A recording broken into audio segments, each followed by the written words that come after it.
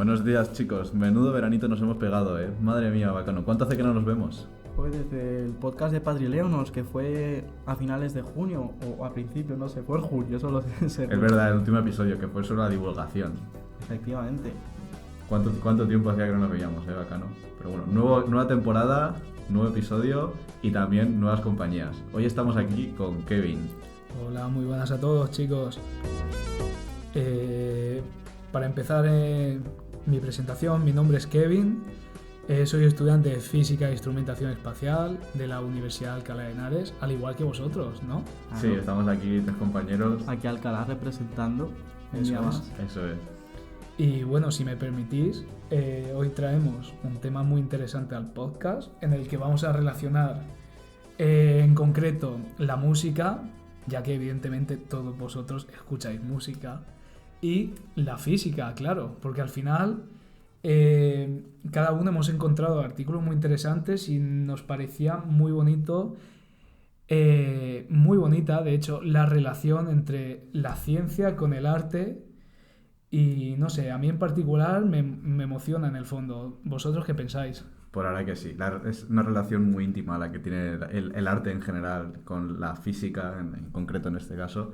Y la verdad que es muy curioso ver cómo nuestras vidas también, tanto la física como el arte, ¿no? Como que ha dirigido un poco toda nuestra vida. Entonces está bien a veces recordar esas relaciones que tienen. Eso es. Yo no quiero caer más en el cliché de decir todo es física, todo se puede estudiar de la física. Pero es que en concreto el campo del sonido, de la música y tal, es como muy bonito porque tú te paras a estudiar la música desde el punto de vista físico y ves que son todo matemáticas y son todo que cuadra con los números, con la música bonita que escuchas, ¿sabes? Y es un campo también, pero es un campo muy estructurado, muy amplio, pero muy estructurado. Es muy curioso, la verdad, es muy curioso. Sí, salen cosas muy guays de la música, de la física y de la música, ahí juntos. Nosotros no queremos un poquito ya hablar de lo que ya habréis estudiado en la típica asignatura de ondas o campos, las cuerdas y tal, del episodio típico de Mickey Mouse, ¿no? Que estábamos diciendo antes de grabar. Sí, que estábamos comentando un episodio de Mickey Mouse en el que el pato Donald viajaba al pasado, y no sé, iba con los filósofos griegos. Sí. y empezaba a tocar como en una lira. Qué bueno. Entonces tenía una cuerda de la lira y la partía en dos, entonces era una nota distinta. Sí, yo creo que sí, es el mítico episodio que todos hemos visto. Ya estaréis hartos de armónicos, de cuerdas, de pulsación. Vamos a hablar de la música, pero seguramente desde una perspectiva que no hayáis escuchado nunca, ¿no? Curiosidades distintas a lo que se sabe normalmente de la música. Entonces, ¿quieres empezar tú acá, no? Empiezo yo. A una asignatura que todo el mundo tendréis, a algunos les tendréis asco, pero a mí en concreto me encanta, que es la mecánica estadística. Un poquito que ver con la termodinámica y tal. Y bueno, voy a empezar relacionando que la música voy a relacionarla con los sistemas termodinámicos en mecánica estadística.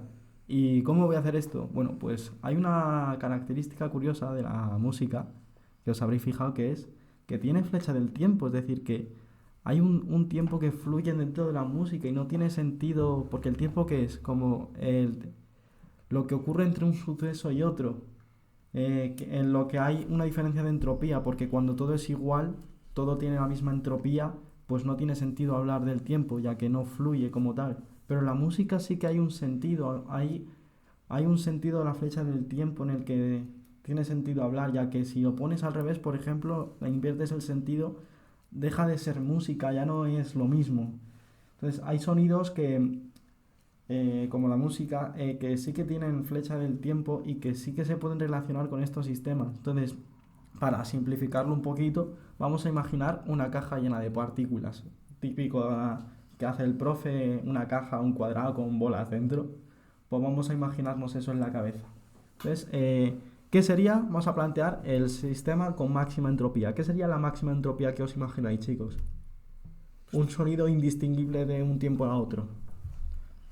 Un sonido indistinguible, pues yo creo el ruido blanco, ¿no? Por ejemplo, la estática, ¿no? De algunas de las televisiones esas de tubo. Sí, por ejemplo, los típicos vídeos estos que hay en YouTube, ¿no? Que para dormir, que es un loop de 5 horas con el mismo ruido, ¿no?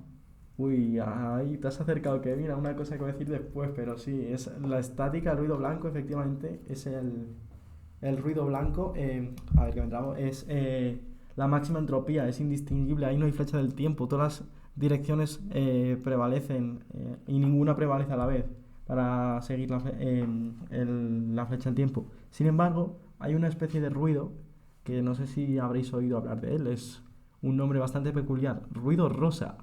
¿Sabéis lo que es? Mira que estoy puesto en el tema de los sonidos y todo eso, pero el ruido rosa no lo he escuchado, la verdad. Yo la verdad que el ruido rosa tampoco lo había oído. Mira, sí que había oído del ruido marrón, que es como parecido al ruido blanco, ¿vale? Que es lo que ha dicho. Sí, Kevin, ruido marrón. Que sí, que de verdad que es un ruido con una frecuencia muy determinada. Sí. Pero que el ruido rosa no lo había escuchado, ¿no? Pues es curioso que Kevin, tú no sepas lo que es porque acabas de describirlo. Sí. Sí, es básicamente el típico sonido de la naturaleza, típico chimenea 4K 4 horas, o Sí. selva rainforest O el 4 horas lluvia. Sonido del universo 8 horas, ¿no? Ahí está, son sonidos de la naturaleza o biológicos así en general que son predecibles, porque esto es rato lo mismo. Si es un vídeo de lluvia, sabes que va a llover. No es mucho misterio. Si sabes que es de la jungla, sabes que va a gruñir un mono y va a cantar un pájaro. Pero que es impredecible y no sabes cuándo va a ocurrir. Y eso, de cierta manera, al humano le encanta. Bueno, no le encanta, le chifla. Pero como que le parece agradable al oído, le gusta oírlo. Le parece bonito, Relajante. relajante. Y eso tiene una característica bastante peculiar, que es que el humano todavía no le ha metido la garra, no le ha puesto ni notas, ni octavas, ni nada. Es un sonido que viene plenamente de la naturaleza, de lo que nos rodea. No lo hemos tocado nosotros. Y aún así tiene un diferencial de entropía en el sentido de que hay un sentido de la flecha del tiempo, ya que no es lo mismo escucharlo de un sentido que al revés. Tú escuchas la lluvia al revés, no sé si lo habréis escuchado, suena raro, suena parecido, porque no deja de ser parecido, pero suena muy no lo sé, Sí, diabólico. En particular, cualquier sonido que tú escuches al revés, ya hablando en términos generales, cualquier sonido, cualquier canción, cualquier hasta palabra, te va a sonar raro y vas a decir, pero suena como desagradable, ¿no? Sí, justo yo estaba pensando también que, claro, hablar así de normal puedes considerarse ruido rosa, ¿no? Porque sabemos cómo suena la voz, sabemos cómo articulamos palabras y tal, entonces, de cierta manera es un poco predecible y a la vez no es tan predecible, ¿no? Escucha, no lo había pensado, pero en verdad sí, ¿no? Y de igual manera, si lo escuchamos del revés, como acaba de decir Kevin, Sí. suena muy raro. Entonces, Correcto. No, me acabo de dar cuenta, a lo mejor, yo no sé de música, que ahí nos podrá decir más, pero las cantantes cuando cantan saben cantar en si bemol, hacer una nota con la garganta. Entonces imagino que al hablar nosotros, inconscientemente, hacemos ruidos que nos suenen bien al oído con la garganta, aparte de transmitir información, que nos suenen bien, creando distintas notas, creando nosotros lo que va a decir la creación de la música, cómo creamos nosotros la música.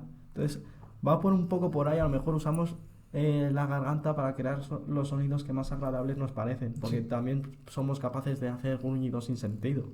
Lo que pasa con la voz es que al final la voz, dicen los músicos que la voz es un instrumento, ¿no?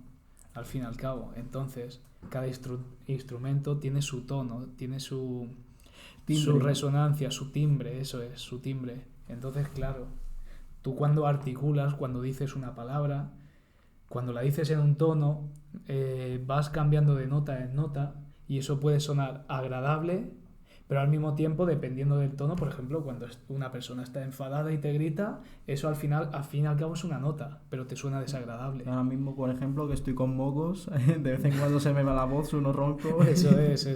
te asustas a ti mismo, ¿no? Ya. Eso es. Y bueno, pues también iba a hablaros sobre cómo se cree que se creó la música. Entonces, el ruido rosa, os he introducido a lo que es. Entonces, ¿cómo se creó la música? Porque al principio no existían los violonchelos cuando el hombre vivía en las cuevas. Entonces, los primeros instrumentos, pues el humano jugaba un poquito con los soplidos, con el viento, con la percusión dando golpes, luego ya con las cuerdas y tal. Entonces, los primeros sonidos eran como notas más primarias. Voy a introducir ya lo de las notas, ya empezamos a ver los sonidos más elementales y vimos que hay ciertas combinaciones que nos suenan más armónicas que otras, es decir, que en un sentido nos gustan más que en otras. Es como crear nuestro propio ruido rosa, ¿sabes? La música es como la evolución que ha hecho el humano sobre el ruido rosa con los sonidos elementales, por así decirlo, una definición que me saco yo del bolsillo. Y bueno, podría ya empezar a contaros más de notas y cómo funciona un sistema de partículas ya con cada nota, pero creo que nuestro amigo Kevin, que le sabemos a la música, nos puede hablar mejor. A ver, sé de música, pero realmente el origen de la música como tal no lo sé. Pero lo que sí sé es que tengo un artículo muy interesante hablando de todos esos sistemas que estuve mirando el otro día en internet y encontré ese artículo muy interesante y básicamente dice fundamentalmente que es una teoría que se aplica a todos los sistemas musicales y es como que en el fondo llega a ser la música, las escalas, las notas, evidentemente, todo ese sistema completo llega a ser como un estado ordenado. Que si no sabéis lo que es un estado ordenado, eso se da sobre todo en termodinámica, se da en mecánicas, ciencias materiales también. Sí. Un estado ordenado básicamente es una condición en la que las partículas tienden a tener una estructura definida. Por ejemplo, se observa esto en el estado sólido, ¿vale? Entonces, lo que se propone en esa teoría es que básicamente las escalas musicales pueden entenderse como ese estado ordenado que minimizan una energía libre musical, haciendo como una especie de referencia a la energía libre que se ve en mecánica, ¿no? Helmholtz, ¿no? O la de Gibbs. Eso es. Ese tipo de energías. El punto que para entender esto, la clave, yo pienso que la clave es la disonancia. ¿Sabéis lo que es la disonancia?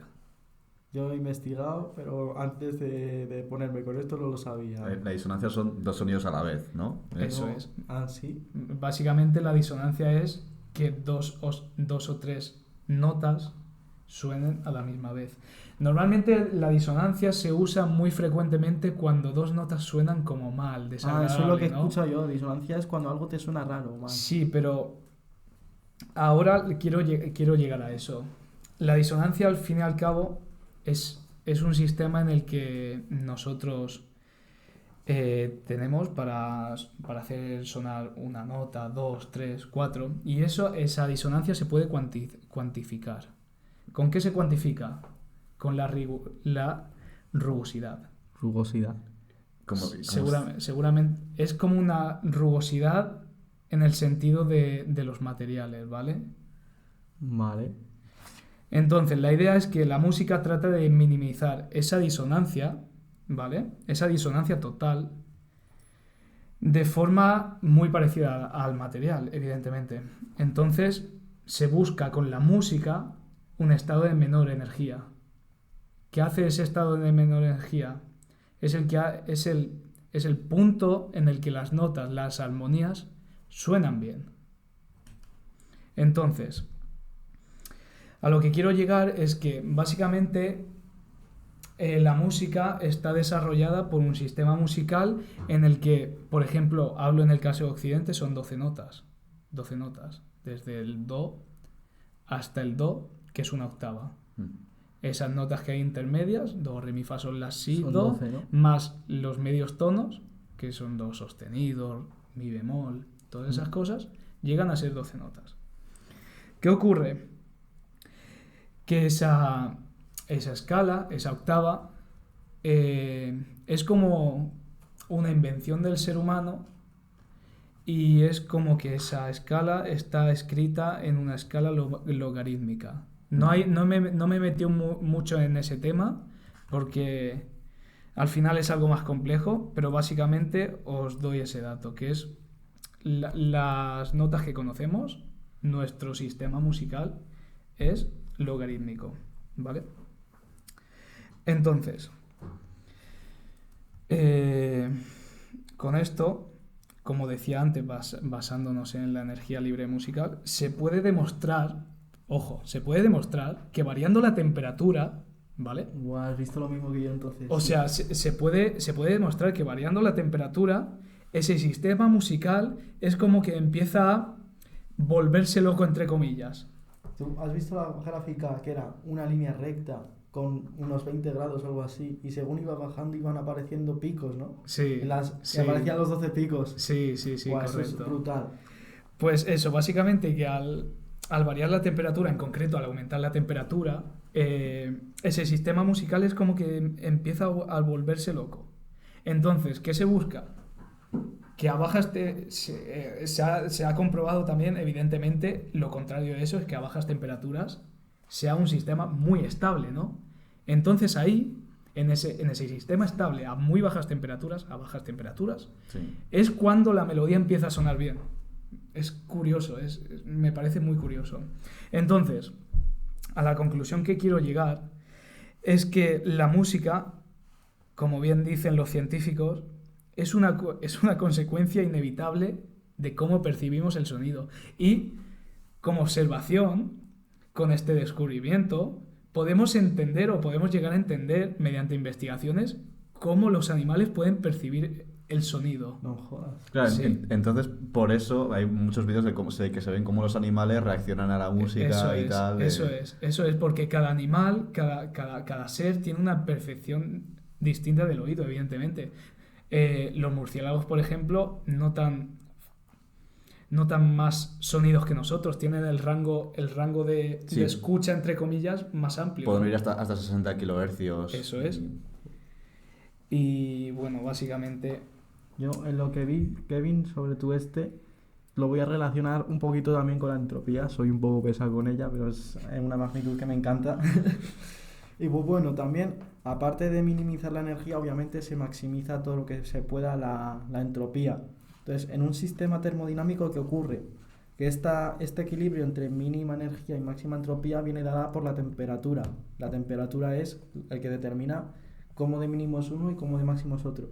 Entonces, en el artículo que vi yo sobre este estudio, la temperatura esta temperatura que hablabas tú, es una especie de magnitud que se inventó él que relaciona el equilibrio entre estas dos. Entonces también empezó a estudiar cómo cambiaba la entropía según iba bajando la temperatura y se dio cuenta de que efectivamente en el que era más estable, más frío, sí.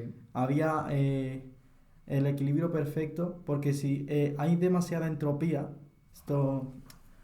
si hay demasiada entropía, es decir, es un ruido que tiende más al blanco o que tiende a más a repetirse con el tiempo, una estrofa que no para de repetirse, el estribillo, pues tiende al oído humano a hacerle un poco más repetitivo, más te aburre. Y sin embargo también la entropía tampoco puede ser demasiado baja, porque si es demasiado baja no te enteras, no hay predictibilidad, no te engancha. Al humano le gusta eso, que sea un poco predecible, como decía antes, pero que tampoco sea demasiado. Entonces tienes que encontrar la entropía perfecta y justo en estos sistemas era el equilibrio perfecto, donde no era demasiado aburrido porque era demasiado poco predecible, ni demasiado predecible, demasiado repetitivo. Eso es. Y ahí es ese punto de equilibrio es donde se incluyen ya, por ejemplo, podemos hablar de armonías. Armonías como, por ejemplo, un acorde en la menor, acorde en mi menor, sol mayor, todos esos acordes que completan una canción al unirse todos, al mezclarlos, y al fin y al cabo es algo que cuando vas enlazando acordes, al final como todos suenan bien, tú generas una canción que al final también es agradable para el oído, suena bien. Por tanto, esa canción, podríamos decir, entre comillas, sin ser rigurosos, que esa canción forma parte de ese equilibrio, ¿no? O sea, qué interesante. O sea, podemos relacionar ya la música con las partículas, con todo, pero a ver si hay algo que podemos relacionarlo, yo qué sé, con el movimiento de... Pues efectivamente, yo he encontrado un paper muy interesante que se llama The Collective Motion of Humans in Motion Circle Pitch at Heavy Metal Concerts por Jesse L. Silverberg, publicado en 2013. ¿Nos lo traduce, porfa? Que es el movimiento conjunto, el movimiento colectivo de humanos en los conciertos de heavy metal, en los pogos, por así decirlo, ¿no? Parecido, para que me entiendas. Los pogos.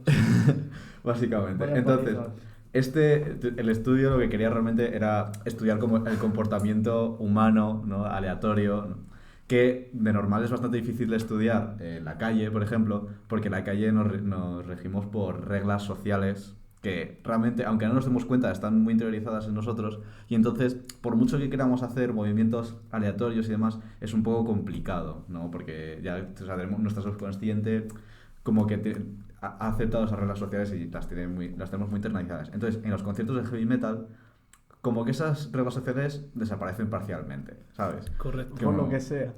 Correcto. Por algún motivo, Por algún motivo. La música hace que la gente se mueva con más libertad y tal. Entonces, viendo un conjunto de, creo que eran 15 vídeos o algo así, de el movimiento de la gente en los conciertos, desde arriba, pudieron hacer un modelo de cómo se movía cada persona. Entonces, crearon un programa para modelar el movimiento de las personas, que pusieron como circulitos, ¿sabes? Tampoco iban a hacer personas, alrededor de un espacio, basándose en 3 parámetros distintos, que eran los parámetros de la velocidad del movimiento, el ruido que había de movimiento y también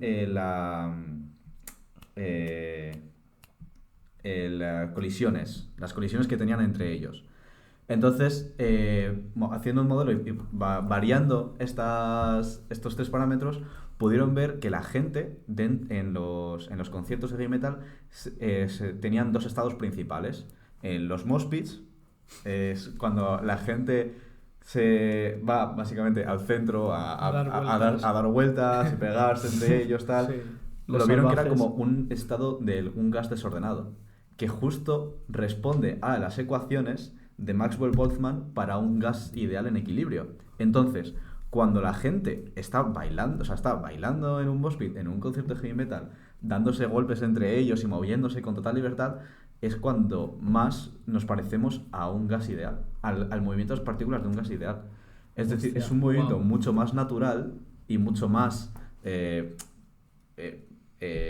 sea, es un movimiento principal, mucho más natural que el movimiento que tenemos. O sea, es como un sistema no caótico, pero sí como un poquito así como un gas, que es más aleatorio. Sí, es un estado desordenado, sí. pero que se puede comparar mucho con el estado de un gas. Y es que responde a unas ecuaciones formuladas para un gas ideal en equilibrio. Que responde a las ecuaciones, cuidado, ¿eh? Es que es una barbaridad eso, sí. Realmente. Y luego el segundo estado era en un circle pit, que es cuando la gente se pone a dar vueltas en un centro como... Sí, en plan conga, ¿no? Claro, y eso es... Sí, más o menos, en plan conga. Y eso responde más a una especie de vórtice, ¿no? Como igual... Como un remolinillo o algo. Claro, pero igual que los huracanes, ¿no? Entonces, pero sigue las ecuaciones del remolino. No, eso ya no. Esa parte ya en el estudio ya no... Los fluidos nos queda lejos. Claro. Eso se centraron en la parte del gas ideal. Pero el circle pit sí que lo comprobaban igual con un huracán, un vórtice, porque es una alta presión y una baja presión, ¿no? Que hace que se mueva en cierta dirección. Entonces, también responde al movimiento del viento y las partículas en el viento. Entonces, es muy curioso ver cómo, cambiando unos pocos parámetros, que ya os lo he dicho, eran las colisiones, la velocidad y el ruido que había, entonces se puede modelar para que las personas se muevan de manera muy parecida a cómo se mueven las partículas del gas. Cuando estemos en un concierto de heavy, que me parece que aquí alguien quiere ir al Resu este año. Yo ya he estado... Hasta en el Resu. Cuando te echen la culpa, chicos, ya tenemos excusa. Somos un movimiento caótico de partículas de gas. No, el Resu será un experimento científico para demostrar esto, precisamente. Y sin cámaras o algo. El próximo poco que haga pensaré que soy un gas.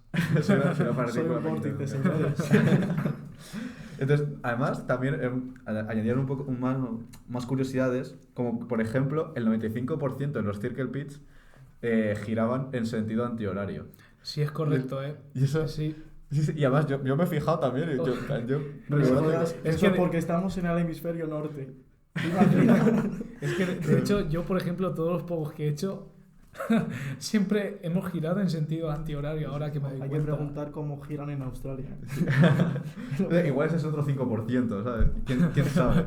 Pero eso, me ha parecido muy curioso también, ¿no? Muy Que curioso, es sí, como- sí, muy curioso. No lo había pensado o nunca. sea, sí, sí. Pero realmente no sé si eso tiene que ver con las reglas, ahí ya son las reglas sociales que no desaparecen, ¿no? En plan de a la Sí, derecha, o también con la lateralidad del cerebro, que es como, Puede ser. la mayor parte de la gente es diestra, entonces Puede pues ser. también tiene sentido que sea así. Bueno, también como conclusión daban a entender que este modelo se podía utilizar, o sea, que no solo no solo se tenía por qué utilizar en humanos, sino también con pájaros y peces, y porque también se pueden mover de manera muy aleatoria en este tipo de casos, ¿no? O sea, una bandada de pájaros que están escapando y tal, que en el Igual aire... las manadas, por ejemplo, los animales que se encuentran siempre en conjunto, por ejemplo, en África, todas las manadas de Sí, sí. leones y tal. Que eso efectivamente es muy interesante Sí. estudiar este tipo de movimientos Que todo, de seres vivos. todo acaba resultando en lo mismo, ¿eh? Todos son ecuaciones de un sistema que podemos extrapolar a bolitas en una caja. Es increíble. Y todas las cosas. aleatoriedad muchísima también. Madre mía. Sí, Y muchísimas lo peor es gracias. que todo, aunque parezca una tontería, tiende a la máxima entropía posible. Curioso, la verdad, curioso. Y bueno, chicos, no sé si os habrá quedado algún tema colgando por ahí, pero Yo básicamente lo tengo todo completo, ya he comentado mi artículo, pero si queréis puedo plantear un dato que lo encontré de un instrumento musical que me pareció muy curioso, ¿vale? Que lo tengo por aquí, que es un instrumento que se toca sobre todo en Asia, en concreto en Indonesia, ¿vale? Que se llama el gamelan. No sé si habéis escuchado. eso qué suena es. raro. Gamelan, no lo he oído nunca. Pues No, no. claramente es un instrumento muy raro. No es nada. Es muy distinto a los instrumentos que conocemos, por ejemplo, una guitarra, un piano, un saxofón, ¿no? Es un instrumento que básicamente es como una especie de un conjunto de cuencos metálicos, ¿no? Que en particular es un sistema musical. No O sea, es no es un un instrumento, instrumento. es un sistema musical. O sea, el El instrumento propio es un sistema instrumento, musical Es una entero. orquesta en sí mismo. por decirlo de alguna forma, sí. ¿Por qué? ¿Por qué es un sistema? Porque tiene como he dicho, tiene un conjunto de, vamos a llamarlos cuencos, no son cuencos realmente, ¿vale? Pero cada cuenco utiliza escalas diferentes. Pero ¿y cómo hacen eso? ¿Cómo consiguen? Aquí encontré, pues me puse a investigar evidentemente qué escalas usaba y por lo visto usa la escala occidental, Vale, 12 tonos. 12 tonos, pero es que también usa escalas que son de 5 y 7 tonos. Que eso ya si Y queréis suena bien. suena muy bien, ese instrumento suena muy bien. Pero entonces son con frecuencias distintas y tal. Claro, claro. Al final es como otro sistema musical. Pero en el fondo esto es exagerado, es una barbaridad el instrumento este, no tiene sentido. Yo me quedé atónito cuando vi el instrumento. Básicamente esa escala de 5 tonos se llama slendro, ¿vale? Slendro. Slendro, tal cual, ¿eh? Slender, va. Si tenéis curiosidad, yo os animo a todos a buscar Slendro. esas escalas y ya veis qué es. Y la escala de 7 notas se llama peloj. Peloj. Y qué nombres tan raros, de verdad. Es muy raro, sí. Básicamente este instrumento no sigue un patrón armónico entero. ¿Sabéis lo que es un armónico entero? No. Un armónico entero es básicamente, tú tienes el armónico, el fundamental, el modo fundamental, y luego tienes múltiplos de ese modo fundamental, ¿no? Sí. Eso es el armónico entero. A enteros son todos los armónicos. Claro. Los múltiplos del estado fundamental, si hablamos en... Claro, o sea, en la escala de 12 tonos, ¿no? O sea, donde cabe un la, por ejemplo, Claro. una octava, o sea, ese otro armónico sería donde dos ondas, donde Correcto. cabe solo una. Correcto, eso es. Entiendo. Y básicamente usando lo que veníamos contando, usando los mismos principios de minimización de la disonancia, ¿no? Se logró reproducir las escalas de este instrumento. O sea, reproducir, no, evidentemente el instrumento ese suena, hace sus notas, pero fijaros que tenemos un saxofón, ¿no? Pensad en un instrumento acústico, el saxofón, por ejemplo, ¿no? Sí. Hay instrumentos eléctricos que sintetizan ese sonido, ¿no? Sí, que no necesitan, por ejemplo, una caja de resonancia para... Correcto, por ejemplo, Lo poned, emulan, ¿no? poned un teclado eléctrico, ¿no? Sí. Que tiene 500 sonidos.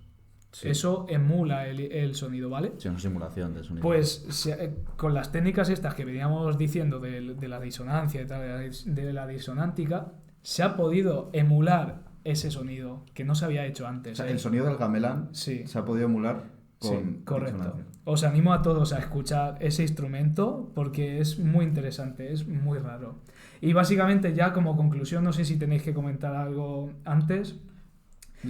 Yo sí también quiero comentar también de... Bueno, pero es un tema distinto. No sé Es si- distinto. Yo básicamente quería comentar y poner fin a mi speech como tal, que este resultado de estos sistemas de disonancia y tal, de principio de mínima energía, ¿no?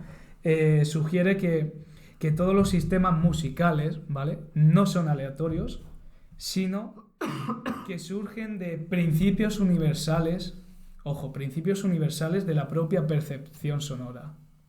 O sea, Joder, es como que es, por decirlo de alguna forma, innato, es como que está ahí, ¿no? Sí, O sea, que no es algo que hemos creado humanos, sino que es Correcto. algo de la naturaleza en sí Eso misma. es, forma parte de la naturaleza y eso a mí me parece muy bonito. pues Básicamente. realmente eso está bastante relacionado con el tema que quería yo comentar ahora, que es la música atómica. Que es que Ojo. me parece muy Wow. curioso porque es precisamente que los enlaces de hidrógeno y este tipo y las moléculas vibran con cierta frecuencia, que es una frecuencia muy pequeñita, que se puede pasar a la frecuencia audible y entonces podemos escuchar el sonido que producen moléculas. En plan, moléculas en un estado natural están vibrando y podemos escuchar el sonido que producen estas moléculas al vibrar. Entonces, es realmente Curioso. lo que acabas de decir tú, Curioso. que es que la música es algo innato. ¿Y y no es que es- será ruido rosa? No, pero Pues la verdad que no- fuera bromas. Si tú pones 24 horas Hydrogen Atom Sounds, yo creo que eso es ruido rosa. Pues no te digo que no, ¿eh? O sea, seguramente ahí hay un comercio por explotar, pero que realmente es que la música es innata, o sea, es algo natural. O sea, realmente está ligado a nosotros Sí. a muchos más niveles de lo que Correcto. podéis pensar. Sí, sí, sí. Es que tal cual, Transciende a todo. nuestras propias moléculas producen Sí. sonidos que podemos escuchar. A mí me parece brutal, la verdad. Pero lo más gracioso de esto es que habrá sitios con otra vida inteligente y habrá aliens que tengan su propio reggaetón. su propia música clásica, ¿no? Su propio Sí, techno sí. también. Pues también pone, o sea, tendrán música que nosotros no podremos escuchar, ¿no? Quiero decir, Claro, otra frecuencia. porque claro, escucharán unas frecuencias distintas. Igual que pasa, por ejemplo, con los murciélagos y con nosotros. Sí. Que los murciélagos escuchan hasta 60 kilohercios y nosotros hasta 20 kilohercios. O sea, es una barbaridad. Porque realmente producen sonidos, la ecolocalización producen sonidos que nosotros no podemos escuchar. Entonces con los alienígenas pasará lo mismo, ¿no? Lo que acabas tú de comentar, ¿no? El reggaetón de los alienígenas. Pues igual nosotros no podemos ni escucharlo. Seguro que lo tienen, pero... Es un tema. De turismo musical extraterrestre por ahí. El turismo espacial, pero con un toque distinto, ¿no? Pues yo, mi tema curioso, chicos, era para explicar un poquito el estudio este que hemos hablado, Kevin y yo al principio. Se me olvidó decir, investigar un poquito el cómo se dio. Y yo, como estoy en tercero de carrera y no entiendo ni media de lo que ponía aquí, porque eran un montón de operadores de no sé qué, matemáticas, era todo papers, papeles enteros con textos y números y tal. Hay que sintetizarlo un poco. Malditos eso. sean los Yo operadores. le pasé el PDF, chicos. A lo mejor peco esto. Quien escuche que odia la IA, a lo mejor me odia, pero yo le pasé el paper tal cual a ChatGPT y le dije, explícamelo. Y me dijo, tampoco lo entendí, pero algo saqué, que es básicamente, para los que más curiosos estén, es el chaval este, que es que no sé su nombre, perdona. A cada armónico, a cada acorde, le asignaba un vector de 12 bits. Es decir, hay 12 notas, ¿no? pues no, cada armónico es como varias notas a la vez, ¿no? Le asignaba un vector de 12 bits. Entonces, ese vector luego lo ponía todo junto, veía todo y hacía una distribución de Boltzmann-Gibbs, que yo no entiendo ni media yo tampoco, ¿eh? Y luego sacaba, lo asemejaba como al movimiento de esta distribución, como de unas partículas con momentos lineales y tal, y sacaba el hamiltoniano efectivo. El hamiltoniano efectivo. Efectivo, además. Qué barbaridad. Entonces, de esta manera pasaba de tener música a pasarla a binario, a pasarla a estadística, a pasarla a un sistema clásico y así pasarla a un sistema típico termodinámico para estudiar la entropía y la temperatura que estabas describiendo tú antes. Sí. Todo esto, la temperatura la sacaba así, de esta manera, haciendo todo este proceso. Bueno, esto para los más curiosos, para los que sepáis más.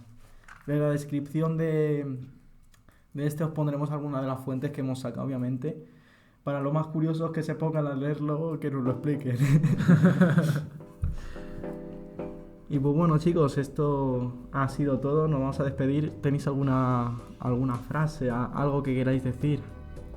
Yo básicamente me gustaría primero agradecer por formar parte del podcast. Me lo he pasado muy bien investigando y hablando con vosotros, y a ver si en alguna ocasión más podemos... Esta ha sido la primera vez, Kevin. La primera de muchas, y no la última, evidentemente. La primera de muchas. Siempre que quieras estás invitado a venir al podcast. Muchas gracias. Evidentemente.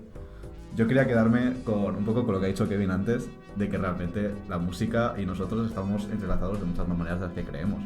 Que no solamente nuestras células, sino que a nivel natural, nuestra percepción del sonido nos invita a hacer música, a hacer armónicos y este tipo de cosas. Entonces, me gusta quiero que nos quedemos con esto, ¿no? De que la música tenemos que agradecer mucho más, ¿no? Que la relación de la física con la música y cómo nosotros lo percibimos.